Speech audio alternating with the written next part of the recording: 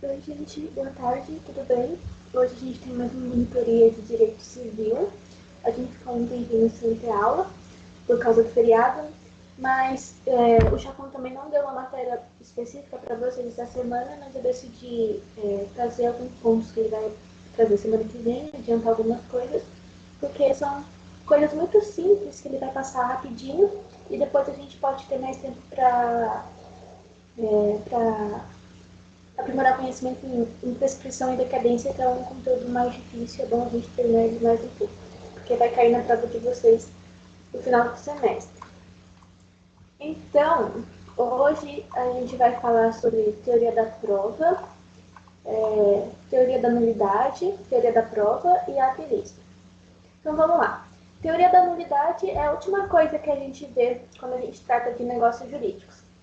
A teoria da nulidade ela vai trazer quando que o negócio jurídico pode ser nulo ou quando ele pode ser anulável. Nulo significa que ele para de existir e não possui mais efeitos, e anulável, as partes podem conversar, arrumar um presente erro que existe no contrato e a partir daquele momento continuar o contrato assim mesmo, só tirando o erro, mudando as cláusulas do contrato para que ele fique válido de uma forma lícita.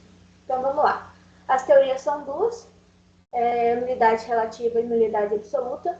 O contrato será de nulidade absoluta quando ele for considerado totalmente nulo, então ele será desfeito, também conhecido como ex nunc, que é essa relação de um contrato estar existindo e por ele ter algum vício ou alguma coisa ilícita, ele para de existir. Isso chama ex nunc. Quando você tem nulidade absoluta, provavelmente vai estar ligado a quesitos que ferem a ordem pública. É importante dizer também que a nulidade absoluta ela não prescreve. O que significa prescrever? Significa que, independente de quando esse ato ilícito, essa coisa que deixa o contrato nulo aconteceu, você pode entrar na justiça a qualquer momento para conseguir, por exemplo, uma indenização. Não importa se esse erro no contrato ou nessa cláusula aconteceu há mais de 10 anos ou foi perceptível 20 anos atrás. Você pode continuar entrando na justiça para conseguir danos morais, por exemplo, em cima do seu prejuízo. E outra coisa que é importante lembrar é que na questão dos contratos de forma absoluta, por se tratar de ordem pública, qualquer pessoa pode alegar que esse contrato, que esse negócio jurídico, tem uma causa de nulidade absoluta. Pode ser as partes do contrato, pode ser um terceiro, pode ser um juiz, qualquer pessoa. Já a nulidade relativa se refere a quando o contrato pode ser anulado. Significa que o contrato pode continuar desde que as partes arrumem o que o negócio jurídico tiver de errado. Então, vamos supor que eu faço um contrato de compra e venda com você, eu coloco uma cláusula lá que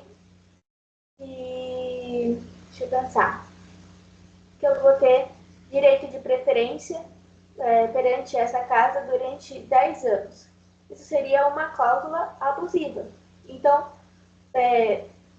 encontrando essa cláusula abusiva num contrato, as partes podem decidir, se quiser, anular o contrato de forma integral, ou seja, parar de existir esse contrato, ou de forma relativa. Eles arrumam essa cláusula, deixando, por exemplo, um prazo de 2 anos, que aí essa cláusula para de ser abusiva, e o contrato continua a partir daquele momento. Isso é conhecido também como ex nunc. No caso da nulidade relativa, esse interesse é entre as partes e ele sofre efeitos da prescrição. O que significa que você só pode entrar na justiça até um determinado momento. Se você não entra na justiça até aquele determinado momento, vai chegar uma hora que você não vai poder mais entrar, mesmo que esse seja o seu direito. Então, vamos supor, eu não vou me lembrar agora, se eu não me engano, a anulação do casamento sem precisar pedir divórcio, eu acho que é 3 anos, ou 2, não lembro. Então, vamos supor que seja 3 anos. Se você, depois de passado 3 anos de casamento, se você quiser se divorciar, por exemplo, você vai ter que entrar com outro instituto que é o divórcio. Você simplesmente não pode ir lá e anular o contrato sem entrar com o instituto do divórcio, porque já prescreveu, você não tem mais esse direito. Então é isso.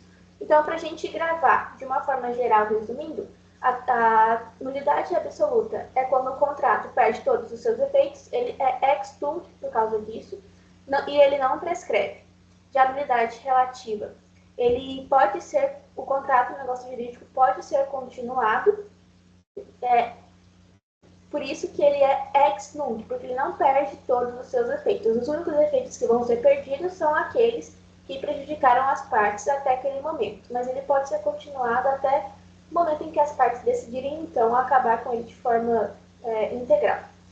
Já o coapilisto, a gente já falou diversas vezes durante as aulas, a gente até fez alguns exercícios referentes a outros conteúdos, mas o professor colocou um slide específico sobre ele, pois ele vai tratar com vocês questões nos quais as pessoas praticam atos ilícitos, mas elas não são obrigadas a pagar danos morais. Eles praticam atos ilícitos, mas o direito finge que não vê, porque foi por um bem maior. Isso é chamado excludente de ilicitude. Então é importante lembrar que o ato ilícito está previsto no artigo 186 do Código Civil, que diz: aquele que por ação ou omissão, com dolo, negligência e imprudência, causar dano a outro.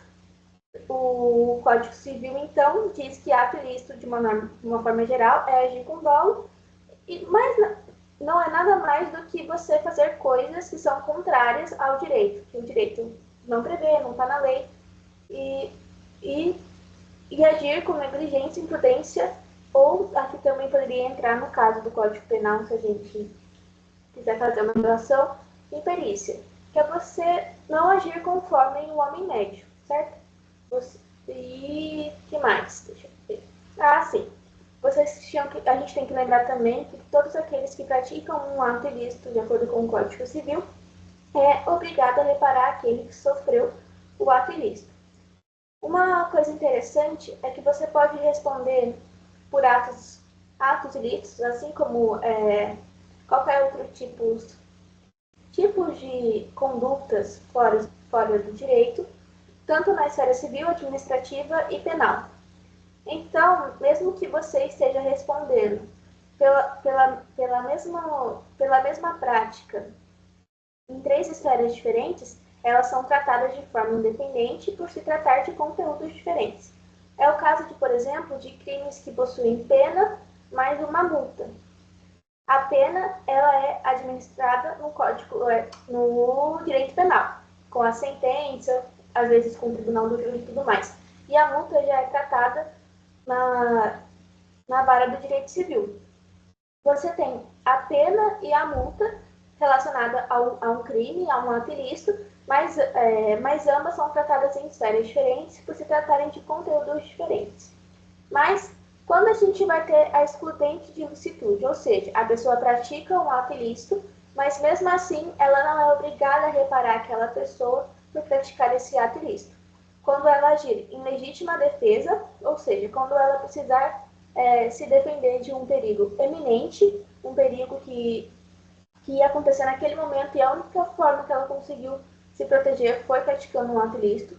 Quando ela estiver no exercício regular de direito, isso acontece com policiais, bombeiros, profissionais de órgão público, que um exemplo muito prático para a gente entender isso são aqueles massacres que acontecem em escolas públicas, que já aconteceu um pouco aqui no Brasil, mas é mais presente nos Estados Unidos. Se um policial estiver passando na rua onde ele vê que está acontecendo um tiroteio, um massacre, alguma coisa desse tipo, e para salvar a vida daquelas crianças, ele precisa matar o atirador ou acertar um tiro no atirador, mesmo que esse tiro não o mate, ele não vai ser obrigado a reparar esse ato ilícito, esse dano a essa pessoa, porque ele estava no exercício regular de direito. Foi necessário que ele fizesse isso para proteger as outras pessoas. O exercício regular de direito nada mais é do que realizar as funções designadas a você em prol de um bem maior. Outra questão que causa excludente de ilicitude, ou seja, no qual a pessoa não é obrigada a reparar a outra parte que foi lesada, é quando causar dano à coisa alheia ou pessoa devido a um perigo iminente. Então, por eu estar numa situação de perigo, eu prejudico a outra pessoa, eu estrago um bem pessoal daquela pessoa para me salvar ou salvar aquela pessoa. Nesse caso, eu não vou ser obrigada a repará-lo. É o caso de uma questão que a gente vai ver de um motorista que ele estava andando na estrada e acabou batendo no carro de outra pessoa para não atropelar um animal que estava passando por ali. Um animal um animal que agora os animais eles possuem direito não de coisa, mas como se fossem de pessoas, né? Um animal ou por exemplo, você está na rua e aí uma criança passa na rua com tudo para você não bater nessa criança, não acabar cometendo, né, um homicídio. Você acaba jogando o carro na lateral, acaba acertando o carro de outra pessoa que também estava naquela rua. Você não vai ser obrigado a repará-lo, porque você prejudicou uma coisa alheia, um bem indevido, um perigo iminente, pois foi necessário. Já a teoria geral da prova é um conteúdo que o Chacon não cobra muito, ele traz mais superficialmente, até para vocês conhecerem e terem uma ideia de como mais ou menos funciona, são coisas básicas, mas a faculdade tem o costume de trazer isso mais para frente, mais para o meio do segundo ano para o terceiro ano, que é a teoria geral das provas, que é como em um processo as provas funcionam, quais tipos de provas são aceitas, por que existe a prova e tudo mais. Então, a prova é uma forma de provar que o fato ocorreu, sendo a forma de convencer o juiz qual das partes está certa. Num processo, uma parte entra alegando um problema e a outra parte, que é o réu, ela, perante essa alegação, ela precisa ir se defender. Mas o juiz, a princípio, não sabe qual parte está certa e qual parte está errada. Ele precisa ser convencido dos fatos. E ele só vai ser convencido desses fatos através das provas. Princípios importantes da teoria geral da prova. É o ônus probatório, que significa que quem acusa deve provar. Então, quem entra com uma ação acusando a outra parte necessita provar que ele realmente está certo. E o outro princípio muito semelhante ao ônus probatório é para ser válido é necessário provar, que significa que se ambas as partes acusarem uma a outra durante o andamento do processo, se surgir uma indagação nova, por mais que não venha de nenhuma das partes, durante o andamento do processo, venha alguma indagação, alguma dúvida, tudo deve ser provado. Existem meios de provas que estão no Código de Processo Civil, que são meios de provas legais, e existem provas atípicas, que são provas que não estão na lei, mas são aceitas devido ao andamento da sociedade, pelo convívio que a gente tem com essas coisas e como elas são seguras atualmente e podem realmente ser utilizadas como prova. As provas presentes na legislação são depoimento, testemunho, prova documental e prova pericial. Já as provas atípicas, mas que são muito utilizadas atualmente, são áudios e prints, e-mail e gravação de câmeras de segurança. É importante lembrar que as provas fornecidas por meios ilícitos, elas são desconsideradas. Por mais que durante o andamento do processo se perceba que aquela prova estava correta, realmente trazia um fato verdadeiro para o processo, mesmo assim ela ainda vai ser desconsiderada durante o processo, e se durante aquele processo o juiz perceber que ele está sendo manipulado por ter visto aquela prova, né? Ele vai agir de uma forma parcial por ter visto aquela prova, e inclusive até os jurados terem visto aquela prova, ele acredita assim, que possa prejudicar o andamento do processo, mesmo depois dele ter declarado que essa prova é ilícita, ele pode declarar um outro juiz para assumir a sua função, ou no caso, por exemplo, que acontece no Código Penal, nos casos dos tribunais do júri, ele pode designar um outro júri. Um exemplo de prova ilícita são gravações sem o consentimento da outra pessoa. Então, por exemplo, eu ligo para uma pessoa e começamos a conversar sobre o processo dela. E ela acaba confessando que ela realmente, por exemplo, cometeu um crime de dano, mas eu estou gravando essa conversa sem o seu consentimento. Aí eu pego essa conversa, mando para os responsáveis pelo processo, para o advogado de uma das partes, e quando chegar nas mãos do juiz, ele ficar sabendo que essa prova foi gravada sem o consentimento da outra parte, ele vai declarar essa prova ilícita. É isso.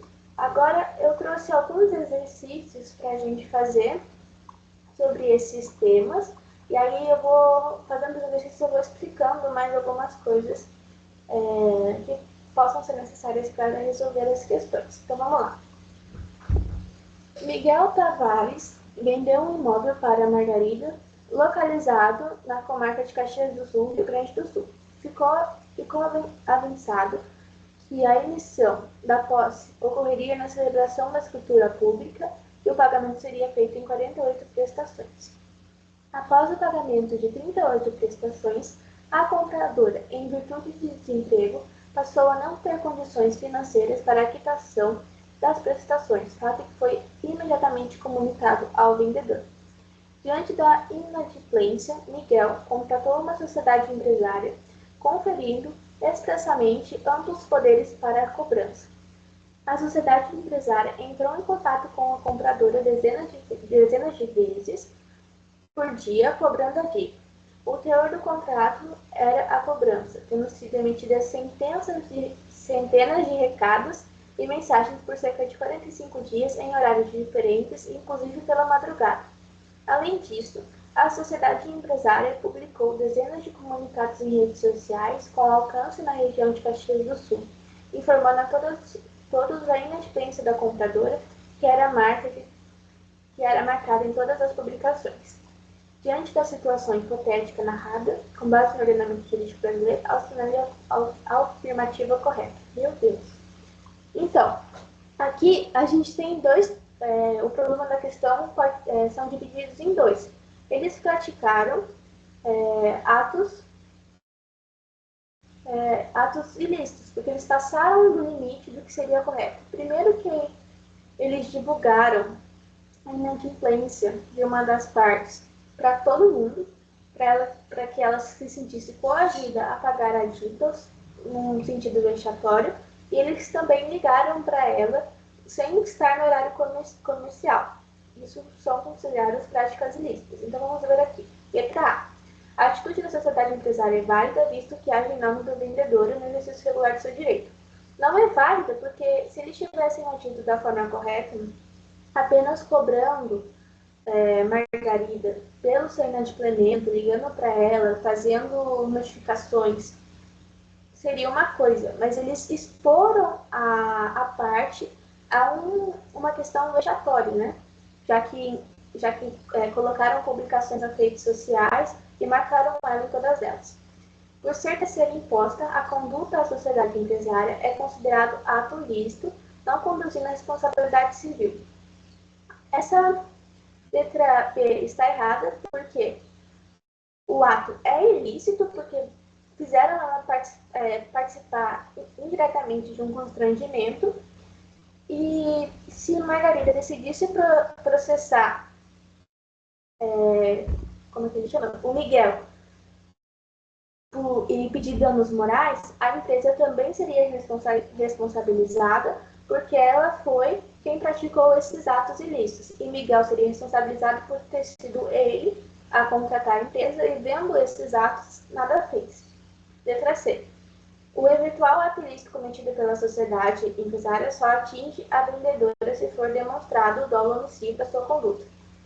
Aqui não, porque por mais que o Miguel não tenha agido com um dolo, ou seja, ele contratou essa empresa sabendo que ela ia praticar esses atos e queria, né, que Margarida fosse coagida a pagar a dívida de uma forma desnecessária, como ocorreu aqui, ele responde, primeiro que foi ele que contratou a empresa, e como a gente tem aqui dizendo que praticamente todos iam ficar sabendo que ela ia inadimplente, porque divulgado nas redes sociais, ele sabia que eles estavam notificando ela por muitos dias, ele percebeu que eles estavam fazendo essas coisas, e ele nada fez para interromper essas ações da empresa. Então, a única letra correta seria a letra D, que diz: a conduta da sociedade empresária que age em nome da vendedora excede o manifestante os limites impostos pelo seu fim econômico ou social, pela boa-fé e pelos bons costumes, caracterizando ato ilícito. Agora, eu não... Ixi, peraí. Deixa eu voltar aqui. Só um momento.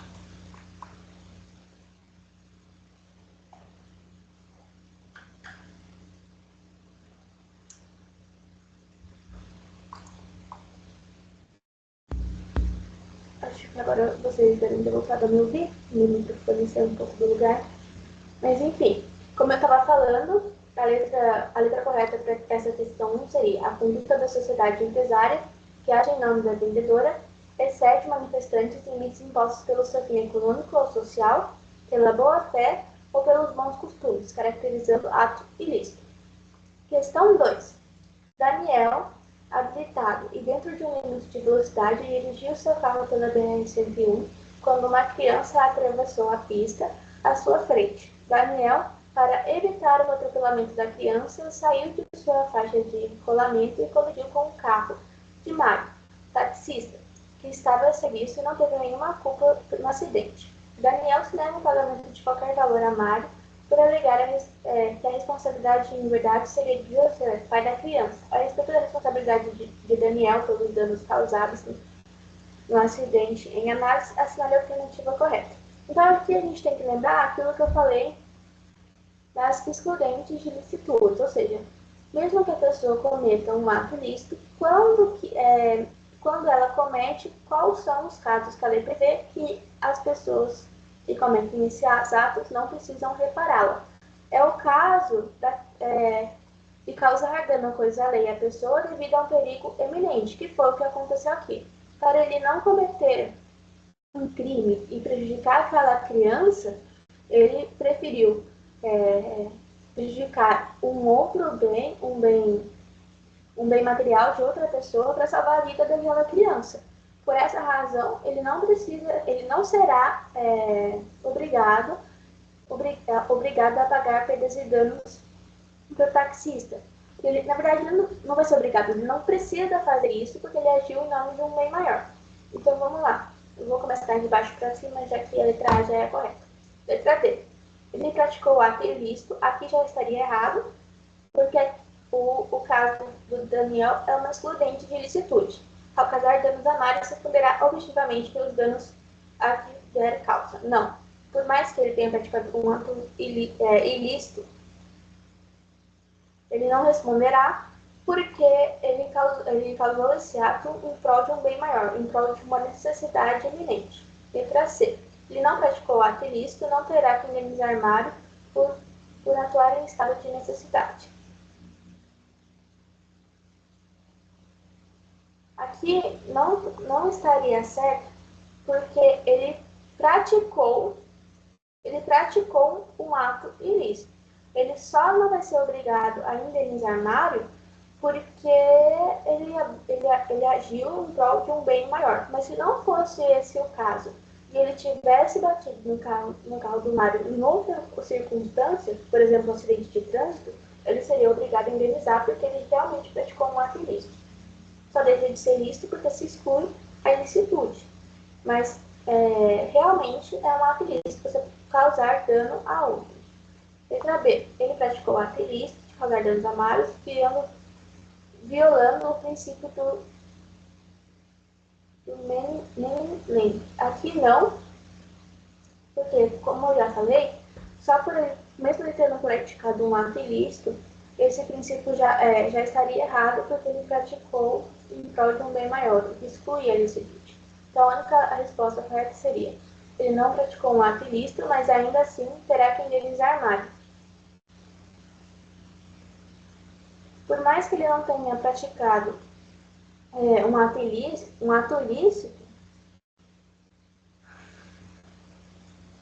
e por questão de solicitude, ele não ser obrigado a indenizar, se Mário entrar na justiça e comprovar que ele precisa, né, dessa indenização, o juiz, dependendo do caso, pode decretar sim que Daniel tenha que indenizar. Então, letra A correta. Questão 3. A confissão é uma das modalidades de prova de fato jurídico. De acordo com o regramento presente no Código Civil a respeito dessa forma de demonstração da verdade dos fatos. Vamos lá, letra A. A confissão é irrevogável e não pode ser anulada ainda que decorra erro de fato. Por decorrer erro de fato, ou seja, a pessoa não falar os fatos corretamente, ou confundir um fato com o outro, ou se o juiz perceber que essa confissão não tem nada a ver com o que ele vai posteriormente julgar, ele pode sim revogar essa confissão, anular essa confissão. Letra C. A confissão tem eficiência quando provém até mesmo de quem é incapaz. Aqui já estaria errado, porque os incapazes, por eles serem menores de 16 anos, eles não podem participar do procedimento em si, seja por confissão, por testemunha, e esses atos, né, que a gente pode praticar durante o processo. Agora, se ele fosse um relativamente capaz, aí sim, porque um relativamente capaz, ele pode praticar uma confissão ou ser uma testemunha de um júri, por exemplo, desde que ele seja assistido praticando esses atos. Letra D. O termo confissão abarca somente o conceito estrito de depoimento pessoal, tendo em vista que esse consiste em um meio de prova de abrangência limitada. Aqui não, porque o termo confissão não é só de depoimento pessoal. Ele pode ser por escrito, verbal, por audiência, ou não. Pode se tratar, pode vir de um terceiro essa confissão, de alguém que viu o crime, não ele realmente que cometeu. Então, a letra B seria a correta, que se feita por um representante, a confissão somente é eficaz nos limites em que se pode vincular o representado. É o caso, por exemplo, vamos supor, de que a pessoa sofreu um acidente e não pode praticar a confissão ou testemunhar, mas deseja que isso aconteça. Ele pode fazer um documento alegando que transfere esses direitos para um terceiro, vamos supor, para o pai dessa pessoa, e aí esse pai pode ir lá perante o juiz e fazer essa confissão. Por isso que a letra B está correta. Próximo. No que se refere à interpretação das leis, a prova do fato jurídico e a desconsideração da personalidade jurídica, julgue o item a seguir. Embora irrevogável, a confissão sobre um fato jurídico pode ser anulada. Então, o que significa? Isso está correto, porque por mais que eu não possa fingir que essa confissão não existiu, eu não posso voltar no tempo, né? Ela pode ser anulada. E pode ser que aconteça aquilo que eu falei. As pessoas ficam tão com essa confissão tão na cabeça, depois, mesmo que ela seja anulada, que podem ser denominados outros juízes ou um outro júri para participar desse processo, para que essas pessoas não sejam imparciais durante esse processo. Ou seja, sabendo que essa prova existe, mesmo ela sendo anulada, eles estão sendo tendenciosos devido a essa prova que foi anulada, o processo pode acontecer com outros júris e com outro juiz. Próxima questão. Sobre a temática da prova no Código Civil, assinale a alternativa correta. Como regra geral, podem ser admitidas como testemunhas de acordo com o artigo 228.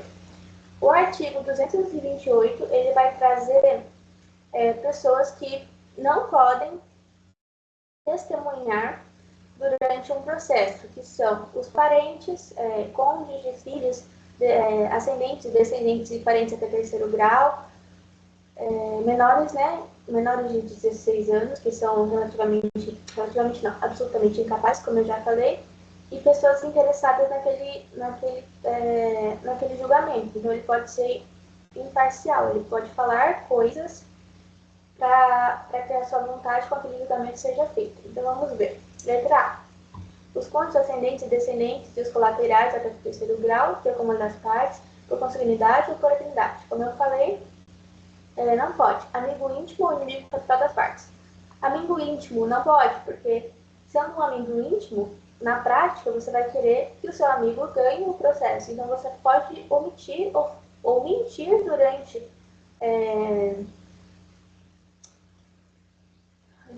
o processo testemunhal para garantir que a parte que você quer ganhe o processo. E inimigo de capital das partes também não pode, porque se ele é seu inimigo, certamente, por mais que você esteja certo ou ele saiba realmente como os fatos aconteceram, ele pode mentir ou omitir para que você não seja a parte vencedora do processo, né? Interesse no litígio, como eu falei, também não pode, porque como ele tem interesse no que o professor vai dar, ou, por exemplo,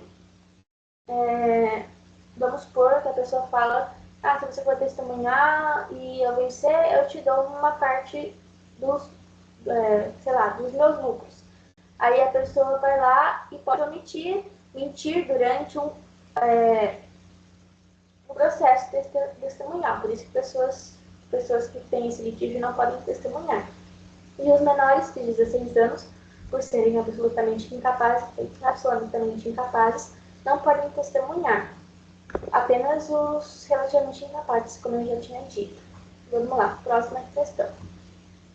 No campo do direito civil, a invalidade do negócio jurídico decorre do vício na manifestação da vontade ou defeito do objeto ou na forma.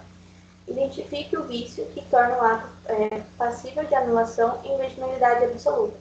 Ou seja, passível de anulação, que por mais que ele tenha um erro, ele pode continuar desde que esse erro seja corrigido, certo? Então vamos lá. Letra A. Violação de lei imperativa quanto ao objeto gerando ilícito absoluto. Aqui não pode, porque primeiro que se tiver contra a lei, né, gera um ato ilícito. E negócios jurídicos feitos com atos ilícitos são inexistentes, são inválidos, porque eles não preenchem aqueles requisitos de existência e validade que a gente conversou na outra aula.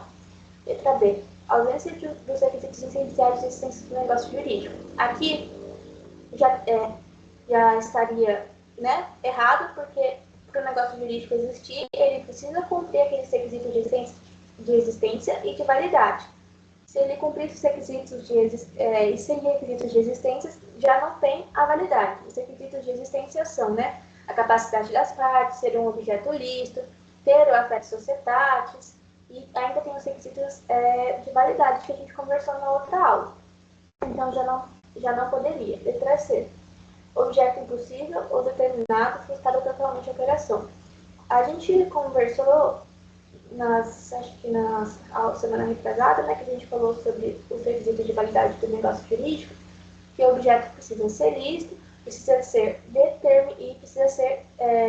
determinado ou determinado. Lembra que a gente falou? Determinado significa que a pessoa sabe qual vai ser o objeto, e o determinável é que ela ainda não sabe, mas que no futuro próximo ele vai se tornar determinado, que é o exemplo clássico das sacas de café.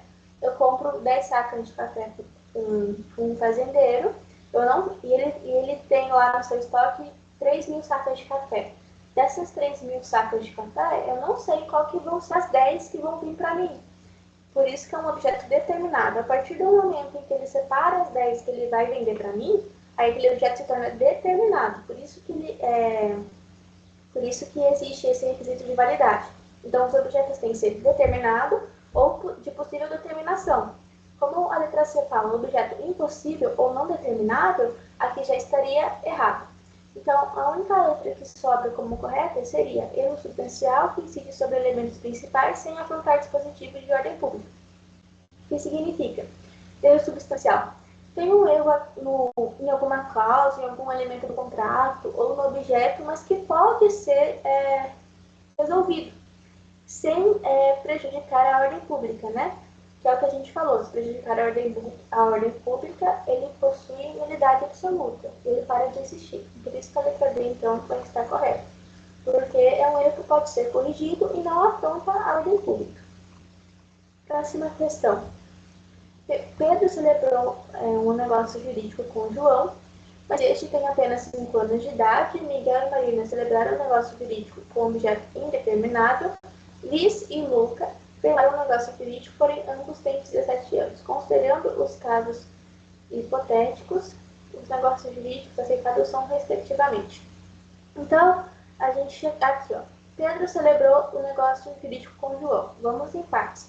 Se João tem 5 anos, esse negócio ele será nulo, porque você não pode praticar um negócio jurídico com um incapaz, um absolutamente incapaz. Só com os relativamente incapazes presentes com representação, né?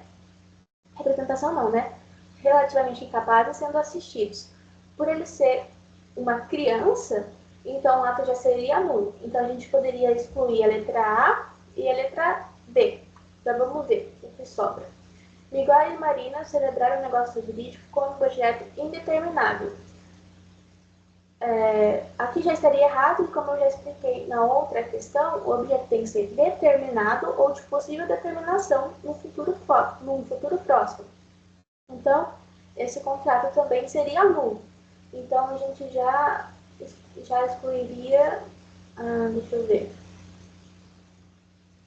já excluiria a letra B e a letra E e a letra D, né? Já não precisava nem olhar a outra questão, mas vamos lá, só para a gente ver. Luca afirma um negócio jurídico, porém ambos têm 17 anos. Esse aqui pode ser anulado, porque ambos são maiores de 16. Eles são relativamente incapazes, e por mais que, se esse ato, eles foram, na hora de celebrar esse contrato, esse negócio jurídico, eles foram assistidos, então o ato seria válido. Como a questão aqui não diz, a gente pode considerar que eles não foram assistidos. Então, por mais que celebrado, eles podem entrar na justiça e, dependendo do caso, o juiz pode dizer, analisando, né, pode falar que o contrato é nulo ou não. Então, por isso que ele pode ser anulado. Então, a única resposta que sobra é a letra C. O contrato de Pedro e João será nulo, o contrato de Miguel e Marina também será nulo, e o contrato de Lucas com Luiz será anulado. Próxima questão, nossa última questão. Em março de 2020, Pedro, casado com Ana pelo regime de comunhão parcial de bens desde 2005, formalizou a venda de uma fazenda avaliada em 3 milhões a seu irmão Lucas, pelo valor de 200 mil. No entanto, Pedro continuou utilizando a fazenda normalmente, auferindo renda das atividades agrícolas como se ainda fosse proprietário. Não houve efetiva entrega do valor acordado. E Ana, esposa de Pedro, não teve ciência do negócio até abril de 2024, quando ocorreu o divórcio do casal. Diante do fato, Ana procurou um advogado especialista para saber seus direitos, pois a fazenda foi adquirida na constância do casamento e ela nunca teve ciência do negócio celebrado entre os irmãos. Com base na situação apresentada nos dispositivos legais aplicáveis, é correto afirmar que o negócio jurídico celebrado entre Pedro e Lucas é. Aqui a gente tem 2 problemas. Primeiro, que quando a pessoa se casa num regime de comunhão parcial, a partir daquele momento, então, tudo que uma pessoa conquistar também será de direito o parceiro também terá direito sobre aquela coisa. Então, tudo aquilo que você for vender para outra pessoa, o parceiro deve estar ciente, tanto é que na assinatura do contrato deve ter a assinatura do companheiro. Aqui já é um problema. Mas a gente tem um problema maior, que é o vício de consentimento, o vício social que a gente conversou na aula passada, que é a simulação, né? Que as partes fingem que fazem um negócio jurídico, para enganar as outras pessoas. Aqui, na aula passada, a gente tinha trabalhado a enganar os credores, né? Mas isso também pode ser feito sem necessariamente ser para credores, né? Apenas enganar as pessoas. No caso aqui, a gente tem a simulação porque o valor não foi pago e a princípio, o proprietário, né, que vendeu, teoricamente vendeu, continuou usufruindo daquele lugar e continuou tendo renda com aquele lugar. Por isso que é uma simulação. Então, vamos lá. Letra D, vou começar de baixo para cima. É válido, porém ineficaz em relação a Ana, que poderá reivindicar sua menção sobre o imóvel. O contrato, ele não é válido, porque há esse quesito da simulação e esse quesito da Ana precisar ter autorizado. Mas, acima de tudo, por mais que Ana não tenha autorizado, há essa questão mais grave ainda, que é a simulação, né? Que é o vício daquele contrato. Então, por isso que a letra D estaria errada. Letra C. É nulo, mas poderá ser confirmado se Lucas complementar o valor do bem para corresponder o preço justo. Aqui vai estar errado, porque mesmo que o Lucas complementasse o valor, o contrato continuaria sendo nulo e não teria efeito nenhum, porque por estar presente um vício. Letra B. Seria anulável por conta do vício de lesão. Aqui a gente não tem um vício de lesão. Lembra que a gente conversou na aula passada sobre a diferença de simulação e lesão? Eu falei vício social, né? Mas simulação é um vício de consentimento. Desculpa, gente, é vício de consentimento. Enfim, a gente conversou sobre simulação e lesão, e a gente conversou que a diferença entre eles é que na lesão você realmente tem um negócio jurídico, só que as partes sabem que estão fazendo isso para lesar credores, mas eles fazem um contrato bonitinho, muitas registram esse contrato, fazem tudo que a lei pede, mas esse contrato eles estão prejudicando os seus credores ou prejudicando as pessoas. Já na simulação, é igual aquela lei para inglês ver, é a mesma coisa, é um contrato para inglês ver, porque é um contrato de mentira, eles estão forjando, eles não fizeram contrato nenhum, né? Essa é a diferença. Só pela palavra lesão, a letra B já estaria errada. E a letra A é anulado em razão da falta da outorga de Ana no prazo decadencial de 2 anos a partir do conhecimento do fato. Aqui estaria errado porque a gente tem um problema muito maior aqui do que além da não autorização da Ana. A gente tem o problema da simulação aqui, que torna o contrato nulo por causa do erro de simulação e não anulado. Se fosse apenas o não consentimento da esposa, aí sim a alternativa seria correta, mas por ter a simulação, o contrato é nulo, mesmo se tivesse consentimento da esposa ou não. Então, a única letra que sobra é a letra E. É nulo, pois caracteriza a simulação absoluta, não sendo possível de confirmação. Bom, gente, é isso que eu tinha para trazer para vocês hoje. Se vocês ficarem com alguma dúvida, por favor, me mandem mensagem. São temas simples. Eu acredito que o Chacon deva passar com eles por vocês até de uma forma rápida, porque são coisas bem básicas comparado ao que a gente já viu. Mas eu quis trazer mesmo assim porque assim podemos ter mais tempo para trabalhar o último bloco de vocês, que vai ser prescrição e decadência, se eu não tiver enganada, que é um pouquinho mais complicado porque é fácil de confundir um conceito com o outro. Então é importante que a gente tenha mais tempo para trabalhar isso, por causa da prova de vocês, né? Que provavelmente ele vai cobrar. Ele sempre cobra ou prescrição ou decadência. Avisos para a semana que vem. A gente vai ter revisão para a prova integrada, então, por favor, não faltem, porque a gente conversa com os professores para saber se a gente precisa dar um conteúdo de uma forma mais densa e quais a gente pode deixar para depois, porque são os professores que montam a prova, eles sabem o que vai cair nas provas de vocês, então eles sabem o que vocês precisam saber e não precisam saber para fazer a prova, né? Entre aspas, tudo é bom saber, mas eles sabem quais são os conteúdos primordiais. Então a gente vai trabalhar em cima dos conteúdos primordiais. Então, por favor, não faltem, porque se vocês tiverem alguma dúvida, vai ser possível sanar antes de terça-feira. Bom, é isso. Eu vejo vocês semana que vem. Se vocês tiverem alguma dúvida, não esqueçam de entrar em contato comigo no WhatsApp. E bom final de semana!